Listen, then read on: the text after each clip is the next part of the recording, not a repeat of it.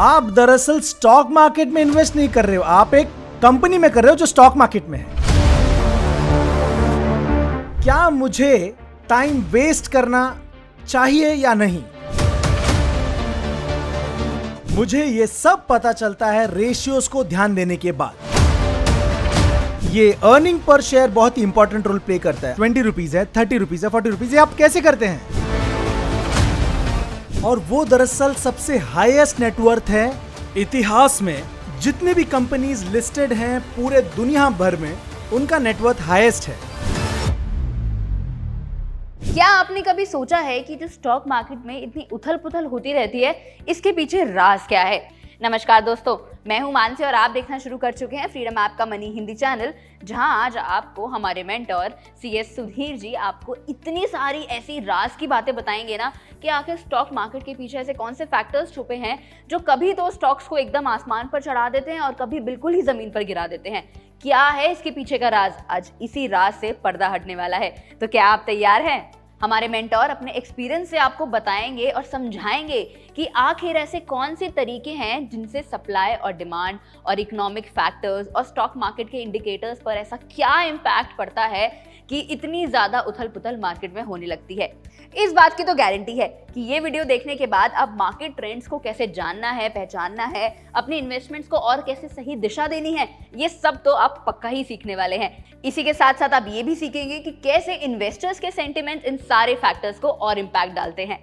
तो चलिए मिलकर चलते हैं इस स्टॉक मार्केट के सफर पर और जानते हैं कि कैसे मार्केट के ये जितने भी उतार चढ़ाव होते हैं, इनके पीछे का असली कारण क्या है। मेरे पिछले सेशन में मैंने आपको बताया कि कैसे समझना है कि मार्केट ऊपर है या मार्केट नीचे है, कौन सी चीज है जो मार्केट को ड्राइव करती है ऊपर की तरफ। जैसे हम वो हिस्सा समझ चुके हैं, अब हम माइक्रो की तरफ बढ़ रहे हैं। वो था मैक्रो मार्केट या ग्लोबल फैक्टर्स या economic factors, political factors, monetary policies, वो थे मैक्रो फैक्टर्स, राइट? अब हम बात करेंगे माइक्रो फैक्टर्स के बारे में। अगर आप इन्वेस्ट करना चाहेंगे स्टॉक मार्केट में, आप दरअसल स्टॉक मार्केट में इन्वेस्ट नहीं कर रहे हो, आप एक कंपनी में कर रहे हो जो स्टॉक मार्केट में है। तो अब आप समझ चुके हो कि क्या है ओवरऑल सेंटिमेंट जो मार्केट को चलाता है। लेकिन अभी आप समझेंगे कि कैसे कंपनी ड्राइव होता है, ऊपर या नीचे। अगर कंपनी तरक्की कर रहा है तो क्या ड्राइव करता है उसे? अगर कंपनी नुकसान कर रहा है तो वो कैसे? आपको ये समझना होगा। मैं आपको एक एक करके दिखाता हूं ऑन स्क्रीन। मैं चाहता हूं कि आप ये समझे। ये बहुत ही ज्यादा जरूरी है सेशन, बहुत ही जरूरी लेक्चर इस सीरीज में, क्योंकि ये जो है आपकी मदद करेगा समझने में कैसे कंपनी को जज करते हैं। जब आप इन्वेस्ट करते हैं और आपके पास है 10 लाख, 10 करोड़, 100 करोड़, ये आपको फॉलो करना पड़ेगा जब आप इन्वेस्टमेंट कर रहे हो किसी कंपनी में। चलिए देखते हैं पहला पॉइंट है आपको देखना होगा कंपनी के फंडामेंटल्स को। देखिए मैं क्या करता हूं, कई बार जब मैं इन्वेस्ट करना चाहता हूं किसी कंपनी में, मेरे पास टाइम नहीं होता A to Z समझने का, तो मैं क्या करता हूं, बेसिकली थॉरली कंपनी के फंडामेंटल समझता हूं। मैं कम से कम 10 से 20 घंटे कंपनी को समझता हूं। मैं गहराई से समझने की कोशिश करता हूं। मैं सारे प्रेस इंफॉर्मेशन को ध्यान से देखता हूं, उनके रीसेंट न्यूज, उनके प्रोडक्ट्स, उनके सर्विसेज, कंपनी के वेबसाइट्स, उनके मोबाइल एप्स, अगर उनके पास हैं एनुअल रिपोर्ट्स, ये सारी चीजें मैं स्टडी करता हूं। लेकिन मैं अपने नतीजे तक पहुंचता हूं फंडामेंटल समझने के बाद। तो यहां पर कुछ फंडामेंटल फाइनेंशियल रेशियोज हैं जो मैं स्टडी करता हूं। वो मुझे एक इंस्टिंक्ट देती है, क्या मुझे टाइम वेस्ट करना चाहिए या नहीं, क्या मुझे और ज्यादा टाइम स्पेंड करना चाहिए या नहीं, क्या मुझे टाइम इन्वेस्ट करना है या नहीं। मुझे ये सब पता चलता है रेशियोज को ध्यान देने के बाद।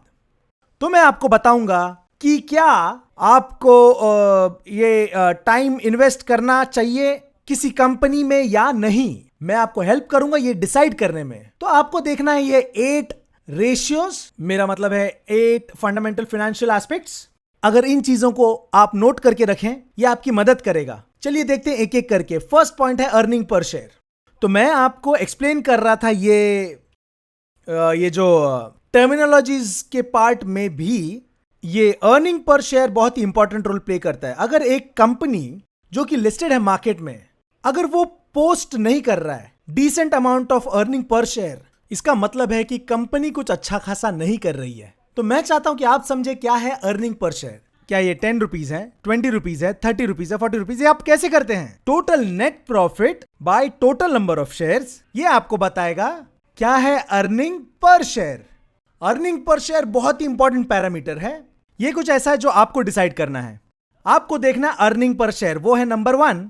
नंबर 2 है पीई रेशियो। एक बार आपको पता चल गया क्या है अर्निंग पर शेयर, आप पीई रेशियो का पता लगा सकते हैं। आप कैसे कैलकुलेट करते हैं पीई रेशियो? बहुत ही सिंपल है। आपको एक बार समझना है क्या है अर्निंग पर शेयर, फिर आप लेते हो current market price. Market price divided by earning per share आपको देगा पीई रेशियो। पी रेशो 20, 25, 30 एक बहुत ही डिसेंट नंबर है। लेकिन मार्केट में ऐसी भी कंपनीज हैं जिनकी पी रेशो 100 की है, 80, 90, 110, 120, जिसका मतलब है ये ऑलरेडी ओवर प्राइस्ड है, ओवर वैल्यूड है। अगर आप अभी ये शेयर खरीदते हैं तो ऐसा हो सकता है कल अगर आपको शेयर बेचना है या पैसे बनाने हैं तो आप ये नहीं कर सकते हैं। और मान लीजिए यहां पर कोई क्राइसिस है जो अभी हम करंटली फेस कर रहे हैं, जैसे कोविड-19, तो ऐसा भी हो सकता है कि सडनली ये स्टॉक्स क्रैश कर सकते हैं।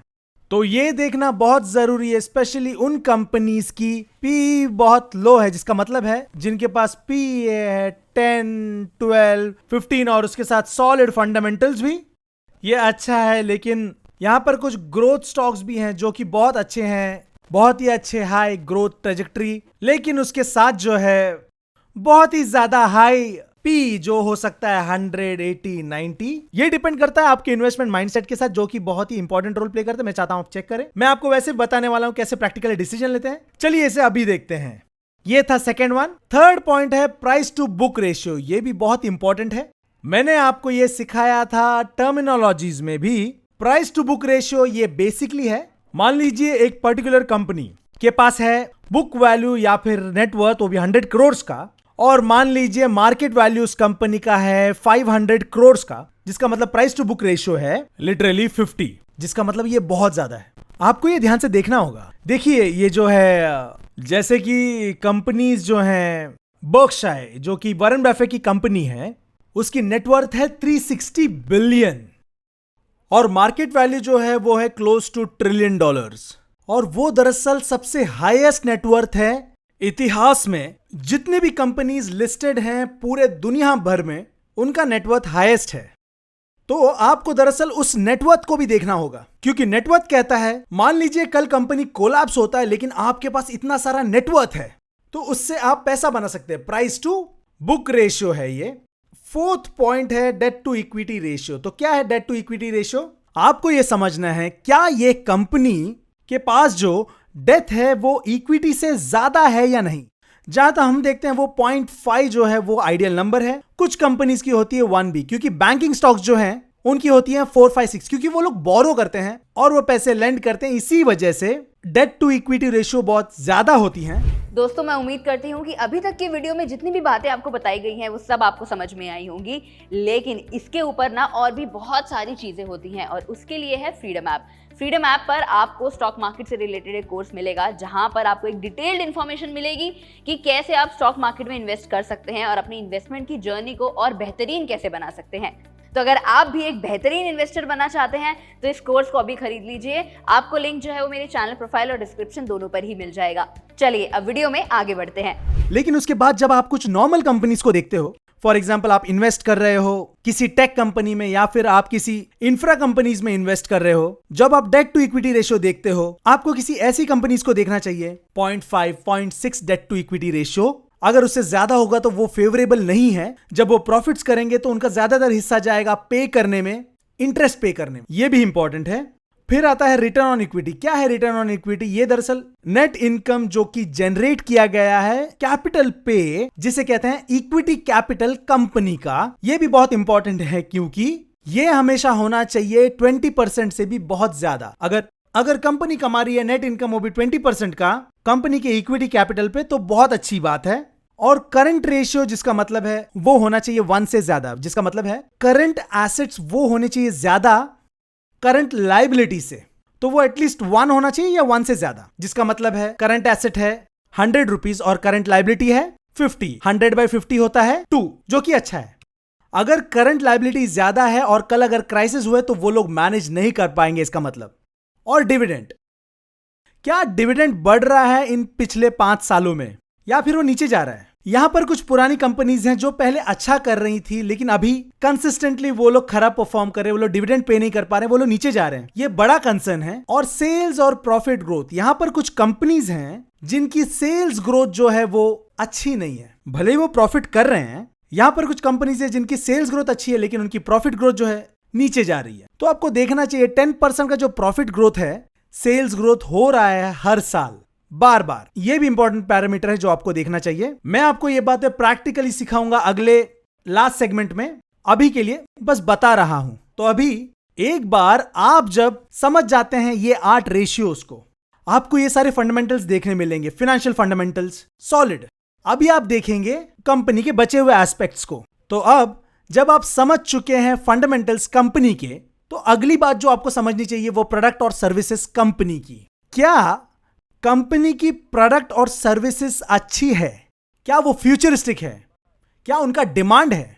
क्या वो अट्रैक्टिव है मार्केट में? देखिए, अगर प्रोडक्ट और सर्विसेज कंपनी की अच्छी नहीं है, तब आप जाके प्रॉफिट नहीं कमा पाओगे मार्केट में। भले ही शेयर प्राइसेस जो है वो ऊपर जा रहा हो, कोई भी रीजन हो सकता है, लेकिन अगर कंपनी की प्रोडक्ट्स और सर्विसेज जो है वो अट्रैक्टिव नहीं है मार्केट में, तो वो सर्वाइव नहीं कर पाएगा, सस्टेन नहीं कर पाएगा।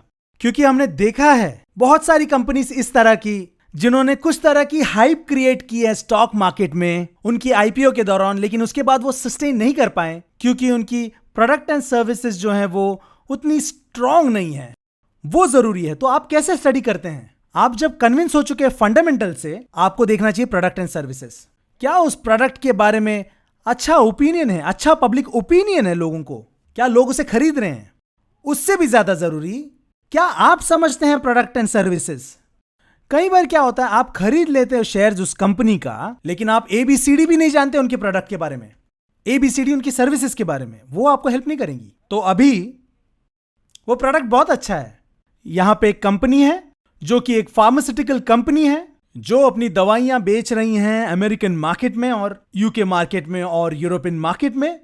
बहुत ही कमाल की कंपनी है, उनके फंडामेंटल्स भी अच्छे हैं और आप इन्वेस्ट कर रहे हैं उस कंपनी में। आपको पता भी नहीं है किस तरीके का डिमांड। मान लीजिए कि एक कंपनी है जो बनाती है दवाइयां या वो मैन्युफैक्चर करती हैं कोई दवाई जो ट्रीट कर सकती है कोविड-19 को, जिसकी वजह से कंपनी बहुत प्रॉफिट कर रही है। मान लीजिए कल कोविड-19 जैसी पैंडेमिक एग्जिस्ट नहीं करती है और डिसअपियर हो जाती है, तो क्या हो जाता है कंपनी शेयर्स का? तो आपको यह समझना पड़ेगा, क्या इसका फ्यूचरिस्टिक डिमांड रहेगा? क्या इस कंपनी के प्रोडक्ट और सर्विसेज हैं जो आप समझते हैं, जो आप सही से मानते हैं? कई बार आप समझ सकते हैं कुछ प्रोडक्ट लाइक टूथपेस्ट और या फिर मान लीजिए कोई टेक्सटाइल कंपनी या फिर कोई ज्वेलरी कंपनी, आप समझ सकते हैं ऑटोमोबाइल कंपनी, लेकिन आप नहीं समझ सकते हैं कि जैसे कि कोई लाइफ साइंस कंपनी, राइट? या फिर आप समझ नहीं पाएंगे कोई टेक कंपनी। तो आपको वो एस्पेक्ट भी समझना पड़ेंगे जो कि बहुत जरूरी है।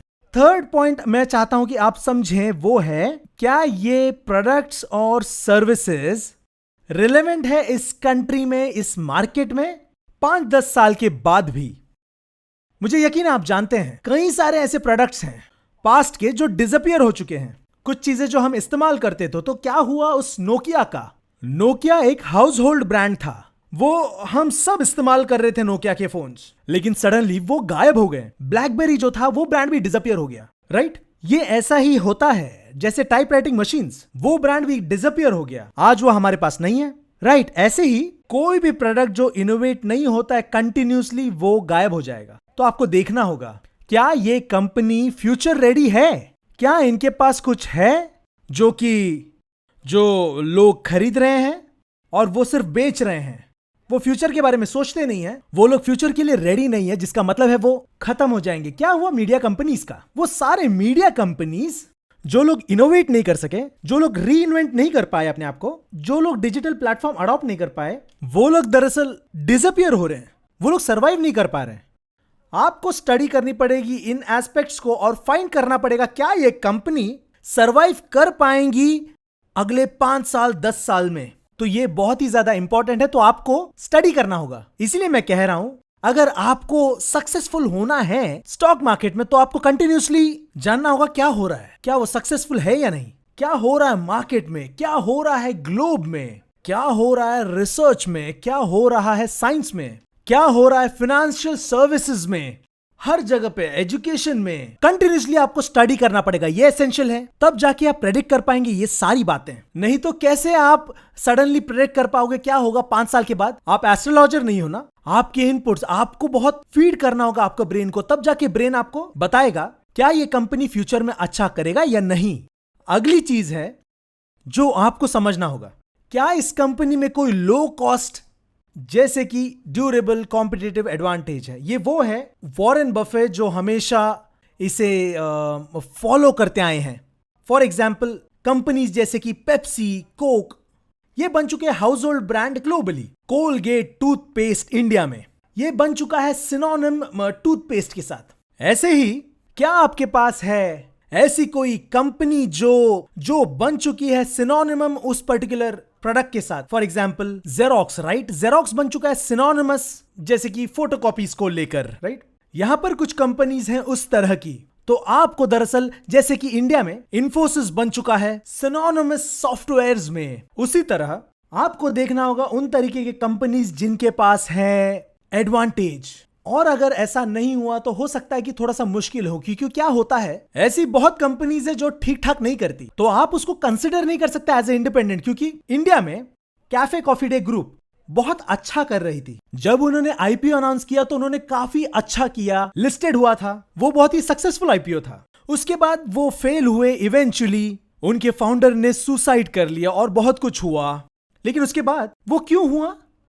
क्यों लोगों ने उन्होंने एक मिस्टेक किया, उस कंपनी में इन्वेस्ट किया, क्योंकि उन्होंने सोचा ये कंपनी बन चुकी है सिनोनिमस इंडिया में कॉफी को लेकर, कॉफी कैफेज इंडिया में उनकी एक पॉपुलैरिटी थी, वो उनकी दरअसल एडवांटेज थी, लेकिन फंडामेंटल्स वीक थे। उन लोगों की मिस्टेक थी जिन्होंने उसमें इन्वेस्ट किया। फिफ्थ पॉइंट जो मैं चाहता हूं आप समझे, ये कंपनी ऐसा क्या कुछ अलग कर रही है जो उनकी कॉम्पिटिटर्स नहीं कर रहे हैं। उदाहरण के लिए हम बात करते हैं मारुति के बारे में। आपने मारुति का ज्यादा एडवर्टाइजमेंट्स नहीं देखा होगा। मारुति कभी एडवर्टाइजिंग में ज्यादा पैसे खर्च नहीं करती, लेकिन वो क्या करते हैं, वो इंश्योर करते हैं कि उनकी सर्विस सेंटर जो है हर एक कोने में हो देश के। वो दरअसल सेटअप करते हैं उनके सर्विस सेंटर्स को टियर 4 टाउन्स में भी, छोटे गांव में भी। ये दरअसल उनको एक वेल नोन ब्रांड बनाती है, तब जाकर वो ब्रांड लोगों से कनेक्ट कर पाती है। वो लोग ये सोचते हैं कि जब मैं चला रहा हूं मारुति की गाड़ी, भले ही वो कहीं पे भी खराब हो जाए, मेरे पास सर्विस सेंटर होगा सर्विस करने के लिए, जो कि जरूरी है। इस तरह से मारुति ने अपना ब्रांड बिल्ड किया।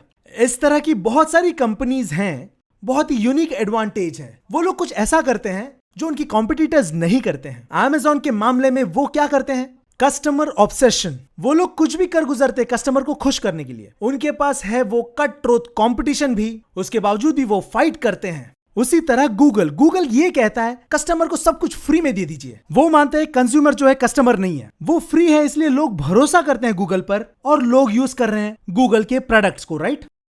और फिर एग्जाम्पल के तौर पर हम देखते हैं फेसबुक में क्या हुआ। फेसबुक, क्यों फेसबुक ने, भले ही कितनी सारी चैलेंजेस हो फेसबुक को गवर्नमेंट की वजह से और भी लोगों की वजह से, लेकिन वो अच्छा कर रहे हैं क्योंकि उन्होंने बनाया इकोसिस्टम। मैं फेसबुक में इसलिए नहीं हूं क्योंकि फेसबुक मुझे पसंद है, मैं फेसबुक पर इसलिए हूं वहां पर लोग हैं जो मुझे अच्छे लगते हैं। क्या आप समझते हैं ये बात? मैं फेसबुक पर इसलिए नहीं हूं क्योंकि मुझे फेसबुक पसंद है, मैं फेसबुक पर इसलिए हूं क्योंकि मेरे लोग हैं वहां जो मुझे अच्छे लगते हैं, या फिर वहां पर लोग हैं जिनसे मैं कनेक्ट करना चाहता हूं, राइट? जो मेरे साथ मैच करते हैं फेसबुक पर, इसलिए मैं फेसबुक पर हूं। उसी तरह व्हाट्सएप, राइट? तो ये वो एडवांटेजेस हैं, यही वो चीजें हैं जो वो लोग कुछ अलग करते हैं, जो उन्हें स्ट्रांग बनाता है।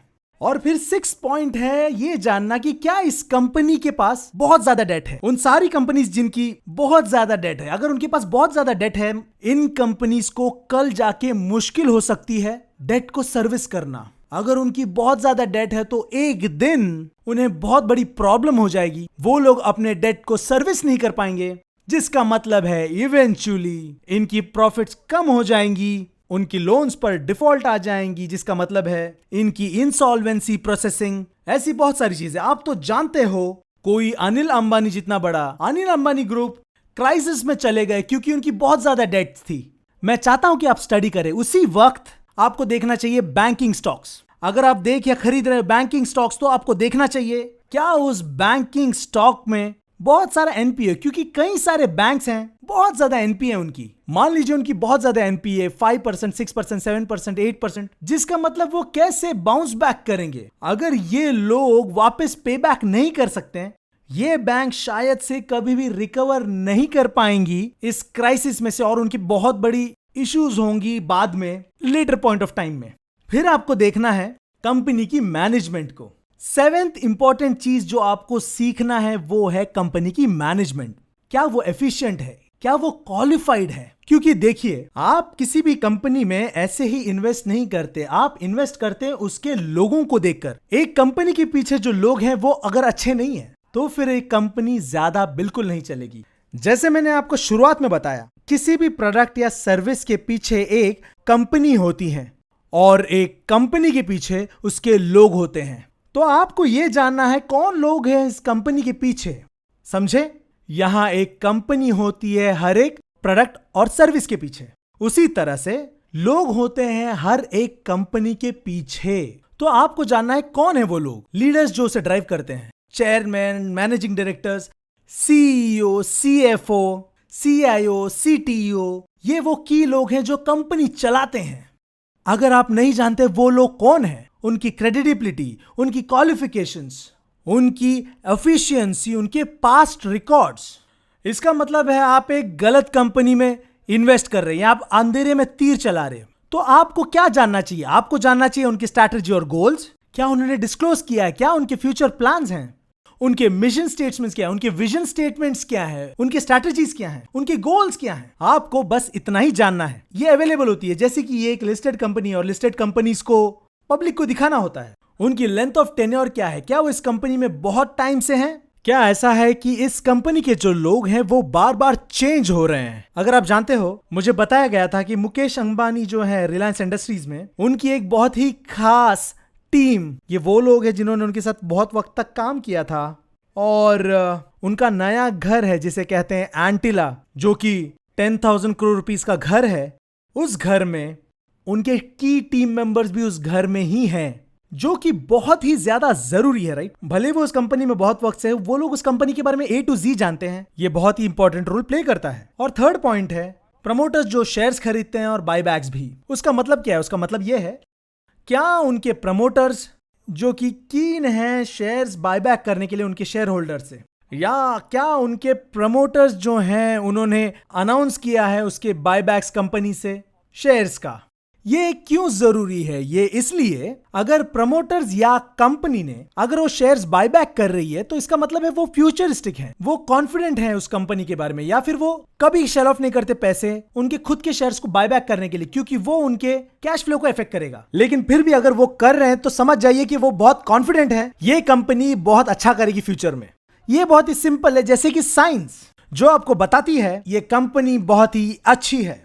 फोर्थ पॉइंट है perks and compensation to staff and workers. ये बहुत ही जरूरी बात है, क्यों? क्या ये सिर्फ अच्छी सैलरी देते हैं या फिर ये लोग इंसेंटिव्स भी देते हैं अच्छे परफॉर्मेंस के लिए? जैसे कि आप जानते हो, पिछले साल तक गूगल के जो सीईओ है सुंदर पिचाई की सैलरी 1 मिलियन से भी कम थी, लेकिन उसके बाद उनकी stock allotment, performance link stock allotment के बेसिस पर $267 मिलियन। ये दरअसल हमें क्या बताती है? ये बताती है इस कंपनी ने दरअसल डिजाइन किया है कॉम्पेंसेशन पैकेज उनके सीईओ और टॉप मैनेजमेंट टीम वाले लोगों के लिए, उनके परफॉर्मेंस के बेसिस पे, कंपनी के उनके नेट इनकम के बेसिस पर, उनके प्रॉफिटेबिलिटी के बेसिस पर, उनके स्टॉक परफॉर्मेंस के बेसिस पर। अगर आप देखेंगे ये कंपनीज बहुत अच्छी परफॉर्म करेंगी, तो ये जानना बहुत जरूरी है क्या उनके पास है कोई सिंपल फ्लैट, आप परफॉर्म करो या ना करो आपकी सैलरी वैसी ही रहेगी। गवर्नमेंट ऑर्गेनाइजेशन जैसे जहां पर फिक्स सैलरी मिलती है, आप काम करो या ना करो आपकी जॉब गारंटी है। ऐसे एनवायरनमेंट में आपको कभी भी अच्छी परफॉर्मेंस नहीं मिलेगी। अगला पॉइंट अगर समझना हो तो कंपनी और उसकी लीडरशिप टीम के बारे में, फिफ्थ पॉइंट जो मैं चाहता हूं आपको दिखाऊं वो है financial ratios, return on equity and return on capital employed. ये दो रेशियोज है जो ज्यादातर यूज होता है डिटरमाइन करने के लिए क्या ये कंपनी मैनेजमेंट अच्छा कर रही है या नहीं। उसका मतलब क्या है? उसका मतलब है बेसिकली क्या है टोटल कैपिटल एम्प्लॉयड कंपनी चलाने के लिए, और क्या है नेट इनकम जनरेटेड उसमें से, वो कितना एफिशिएंट है। ये दरअसल बात करता है वॉल्यूम में मैनेजमेंट के बारे में। और लास्ट पॉइंट जो मैनेजमेंट के बारे में वो है ट्रांसपेरेंसी। कितने ट्रांसपेरेंट है वो लोग, हिस्ट्री में क्या उन्होंने कुछ डिस्क्लोज किया बहुत लेट, क्या उसके बारे में कुछ पता चला है, कंपनी का कोई स्कैम या कोई लीगल बैटल, कोई विजल ब्लोअर या कोई दूसरे मीडिया या फिर कोई दूसरे एनालिस्ट या फिर कोई और, या फिर कोई इन्वेस्टिगेशन, या फिर ऐसा हो सकता है कंपनी वॉलंटरी डिस्क्लोज कर रही है इन सब बातों को जब जब ये हो रहा है। कुछ कंपनीज हैं जो कोशिश करती है कि छुपाएं ऐसे फैक्ट्स को जो आगे चलकर हैवॉक क्रिएट करती है कंपनी में। आइए चलते हैं 8th इंपॉर्टेंट पैरामीटर जो मैं आपको कहना चाहता हूं। 7th पॉइंट था मैनेजमेंट, 8th पॉइंट है क्या कंपनी कॉन्स्टेंटली न्यूज पे है, क्या ये ओवर पॉपुलर है। ये भी बहुत ज्यादा इंपॉर्टेंट है क्योंकि कुछ कंपनीज ये हमेशा न्यूज में रहती हैं रॉन्ग रीजन के लिए, या ये भी हो सकता है वो किसी राइट रीजन के लिए भी हो, लेकिन ये बात एक्चुअली प्रॉब्लम क्रिएट करेगी बाद में। जो कंपनीज बहुत ज्यादा न्यूज में रहती हैं ऑफन क्या होता है उनकी जो प्राइसेस है वो हमेशा इन्फ्लेट होते रहती हैं। तो क्या होता है जैसे कि इस कंपनी के बारे में बहुत ज्यादा लोगों को जानकारी है, वो लोग उसकी शेयर खरीदते हैं। जिन कंपनीज के बारे में लोगों को पता नहीं शायद वो लोग नहीं खरीदेंगे। जैसे कि ये कंपनी के बारे में लोग जानते हैं, बहुत ज्यादा पॉपुलर है न्यूज में, टीवी में, हर जगह, हम वो शेयर्स खरीदते हैं। और जब कभी भी यहां पर होता है मार्केट वोलेटिलिटी, ये स्टॉक्स क्रैश हो जाते हैं कई बार। इसीलिए लोग कहते हैं ये जो हॉट स्टॉक्स हैं मार्केट वोलेटिलिटी सस्टेन नहीं कर पाएगा। ये जो बोरिंग स्टॉक्स हैं जिनके बारे में हम नहीं सुनते हैं, ये वो है जो आपको बेहतर रिटर्न्स देते हैं वोलेटिलिटी के वक्त में भी। और 9th पॉइंट है डिविडेंड। क्या ये डिविडेंड्स देते हैं? देखिए जो कोई भी कंपनी डिविडेंड्स देती है इसका मतलब है वो बता रही है देखिए मैं फाइनेंशियली स्ट्रांग हूं और वो हेल्दी हैं। ये दरअसल बहुत मैटर करता है। लेकिन अगर कोई मुझसे पूछा तो मैं डिविडेंड के फेवर में बिल्कुल नहीं हूं। जैसे ही कोई डिविडेंड देता है तो कंपनी के पास पैसे नहीं बचते हैं बिजनेस ग्रो करने के लिए। एक कंपनी के प्रमोटर होने के नाते मैं विश्वास करता हूं मेरे कंपनी में मैं कभी डिविडेंड नहीं दूंगा, क्योंकि मैं डिविडेंड देना ही नहीं चाहता, क्योंकि मैं अपने जेब के सारे पैसे मैं खर्च नहीं करना चाहता। उसके बजाय मैं री इन्वेस्ट करूंगा और कंपनी को और बड़ा बनाऊंगा ताकि लोग उसकी वजह से पैसे बनाएं, कैपिटल गेन्स की वजह से, टर्म्स में यानी कि रिटर्न्स में, उसमें यानी कि शेयर्स में, क्योंकि उसका प्राइस ऊपर चढ़ता है, राइट। लेकिन कुछ कंपनीज की होती हैं वैल्यू स्टॉक्स, कुछ लॉन्ग टर्म्स कंपनी होती हैं जिनकी जो मार्केट में रहती हैं बहुत टाइम से, बहुत ही पुरानी कंपनीज जैसे कि इन्फोसिस, टीसीएस है। ये जो कंपनीज हैं ये दरअसल बहुत अच्छी डिविडेंड्स देती हैं बहुत टाइम से। मान लीजिए उदाहरण के लिए रिलायंस इंडस्ट्रीज, भले ही वो डेट में है लेकिन वो डिविडेंड्स देते हैं। और 10th पॉइंट, ये लास्ट पॉइंट है जो है सही कंपनी को चुनना। मैं चाहता हूं कि आप समझे 3 इंपॉर्टेंट टिप्स। इन 3 बातों को याद रखिए किसी भी कंपनी को खरीदने से पहले। नंबर 1 है ऐसा मत सोचिए सस्ता अच्छा होता है। बहुत लोग सोचते हैं प्राइस कम है तो ये अच्छा स्टॉक है, लेकिन नहीं, उसी वक्त जो महंगा है वो अच्छा नहीं है, ऐसा लोग सोचते हैं। ये भी गलत है, ये दरअसल सही नहीं है। यहां पर कुछ एक्सपेंसिव स्टॉक्स हैं, ओवर प्राइस्ड है, लेकिन उनके फंडामेंटल्स बहुत स्ट्रांग होते हैं, वो लोग फ्यूचर में अच्छा करेंगे, उन्हें खरीदना सही बात है। दूसरा पॉइंट जो आपको याद रखना चाहिए, मिड कैप कंपनीज में इन्वेस्ट करना। बहुत लोग ऐसा सोचते हैं हमें हमेशा लार्ज कैप कंपनीज में इन्वेस्ट करना है जो वेल नोन है, पॉपुलर है, लार्ज हैं। वो करेक्ट नहीं है। आपको इन्वेस्ट करना चाहिए मिड कैप कंपनीज में जिनकी फंडामेंटल स्ट्रांग है, ये भी जरूरी है। और थर्ड इंपॉर्टेंट पॉइंट जो मैं चाहता हूं आप याद रखें, पिछला परफॉर्मेंस गारंटी नहीं करती फ्यूचर परफॉर्मेंस के बारे में।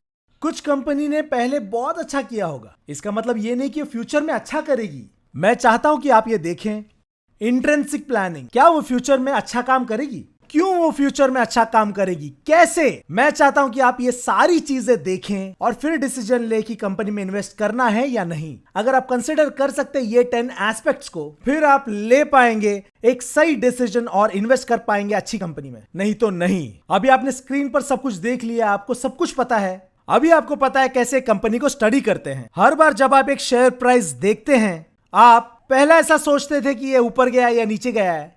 इसके बाद आप ऐसा नहीं सोचेंगे।